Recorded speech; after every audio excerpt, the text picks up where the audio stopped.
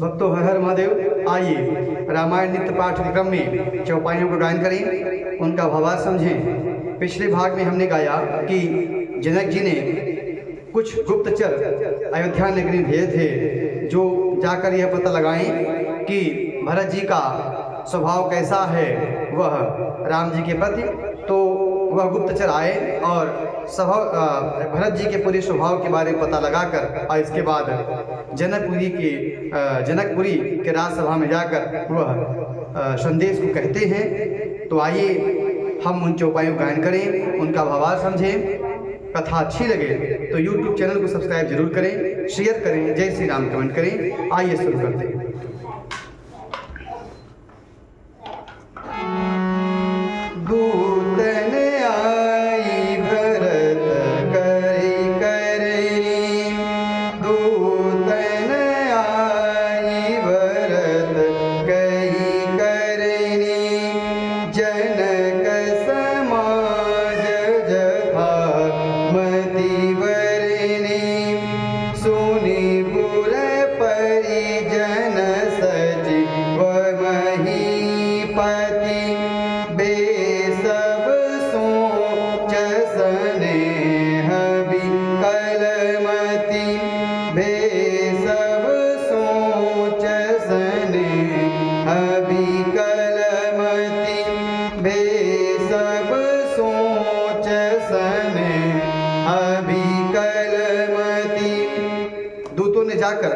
जनकपुरी की जनक जी के सभा में भरत जी की करनी अपनी बुद्धि के अनुसार जितना बुद्धि उनका भरत जी का अवलोकन कर पाई थी वह सब जाकर वहाँ वर्णन किया।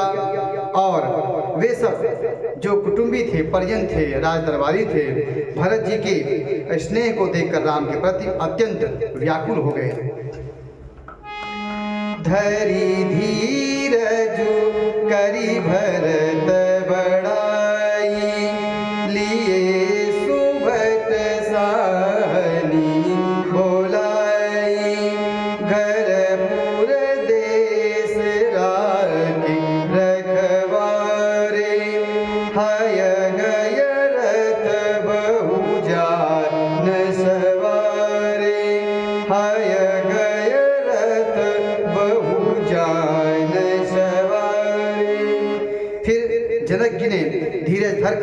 भरत जी की बड़ाई की और योद्धाओं और शाहनियों को बुलाया।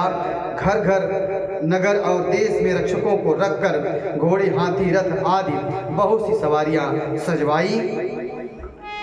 सुघरी साजी चले तत्काल किय विश्राम मग मही पायला।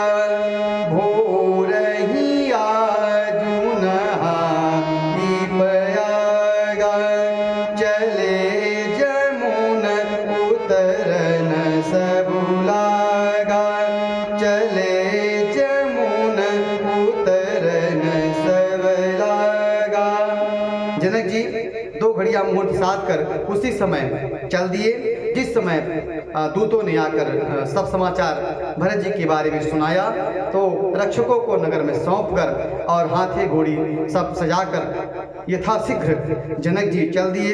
रास्ते में उन्होंने कहीं विश्राम नहीं किया और वह भोर में प्रयागराज पहुंचकर वहां स्नान किए और इसके बाद यमुना जी उतरने लगे। खबरी लेन हम पठना था तीन कही अस महीना यहुमा था। साथ की रात सातक दीने मुनिवर तुरत विदा चर कीने। मुनिवर तुरत विदा चर कीने। तब हे नाथ हमें खबर लेने को भेजो। दूतों ने ऐसा कहकर जनक जी को पृथ्वी पर सर नवाया। मुनिश्रेष्ठ वशिष्ठ जी कोई 6-7 भीलों के साथ देकर दूतों को तुरंत विदा किया।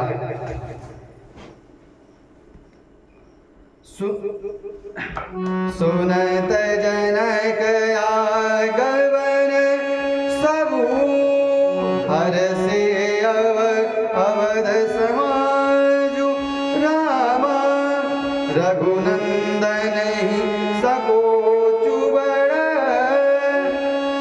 विव सोच विवश सुर राजु रामा। जनक जी का आगमन सुनकर अयोध्या का सारा समाज हर्षित हो गया।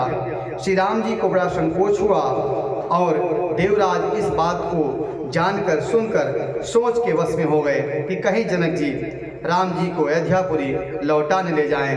वह उनके ससुर हैं, कहीं उनकी बात प्रभु नहीं टाल पाए तो क्या होगा, इस सोच में वह पड़ गए।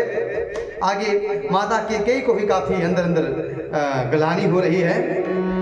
गरई गलानी कुटिल कैकेयी, काही कहे कि दूषनु देई, असमन आनी मुदित नर नारी, भयउ बहोरी रहब दिनचारी, भयउ बहोरी रहब दिनचारी। माता कैकेयी का मन ग्लानि में पश्चाताप में तड़प रहा है। किसे कहें, किससे कहें और किसको दोष दें। और जो अयोध्या के सब नर नारी भरत जी के साथ में आए हैं वह अति हर्षित हो रहे हैं कि जनक जी जब आ रहे हैं तो यहाँ उनके ही माध्यम से 2-4 दिन रहने का और मौका मिलेगा और प्रभु को दर्शन करने का लाभ मिलेगा। इस बात से अयोध्या के जो नगरवासी हैं वह हर्षित हो रहे हैं। एहि प्रकार गतवा शरदो, एहि प्रकार गतवा सरसो, प्रात नहाई लाग सबको, गरिमा जनु पूजहि नर नारी, गणप गौरी त्रिपुरारी तमारी, गणप गौरी त्रिपुरारी तमारी, गणप गौरी त्रिपुरारी तमारी।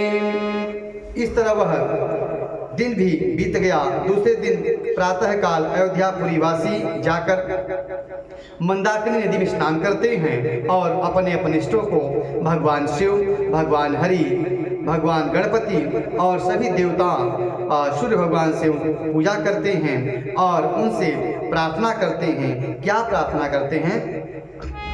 रमा रमन पद बंदी बहोरी, विनमहि अंजुलि अंजल जोरी, राजा राम जानकी रानी, आनंद अवधि अवध रजधानी, आनंद अवधि अवध रजधानी। फिर वह लक्ष्मीपति भगवान श्री हरि विष्णु के चरणों की वंदना करके दोनों हाथ जोड़कर और आंचल पसार कर यह उनसे विनती करते हैं कि श्री रामचंद्र जी राजा हों और जानकी जी रानी हों तथा राजधानी अयोध्या हो और उसमें आनंद की कोई सीमा हो। इस तरह से वह अपने अपने इष्ट देव से मनाते हैं प्रभु श्री रामचंद्र जी के लिए। आइए और उनसे कुछ कहते हैं। सुबह बसऊं फिर सहित समाजा, भरत ही राम करहूं जुब राजा, एहि सुख सुधा सींचि सब काहू, देव देहु जग जीवन लाहू, देव देहु जग जीवन लाहू।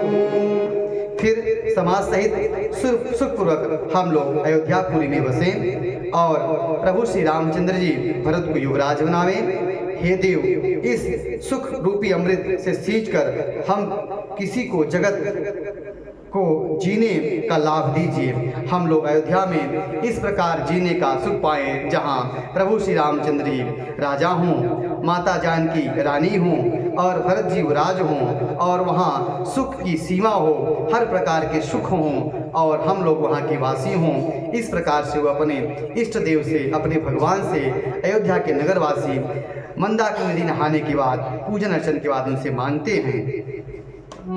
गुरु समाज भाईन सहित राम राजपुर हो राम, अछत राम राजा अवध, मरियमा गुसब हो राम। नगरवासी वरदान मांगते हुए, आशीर्वचन मांगते हुए कहते हैं, गुरु समाज और भाइयों समेत श्री राम चंद्र जी का अवधपुरी में राज्याभिषेक हो और श्री रामचंद्र जी के राजा रहते रहते हम लोग अयोध्यापुरी में अपने प्राण को त्यागें। यह सब हम आपसे वरदान स्वरूप मांगते हैं। ऐसी कामना अयोध्या के नगरवासी अपने अपने इष्टदेव से वहाँ कह रहे हैं। आज की कथा यहीं तक। अगले भाग में हम आगे की चौपाइयों का गायन करेंगे, उनका भावार्थ समझेंगे। कथा अच्छी लगी हो तो YouTube चैनल को सब्सक्राइब जरूर करें, शेयर करें। जय श्री राम करें। हर हर महादेव।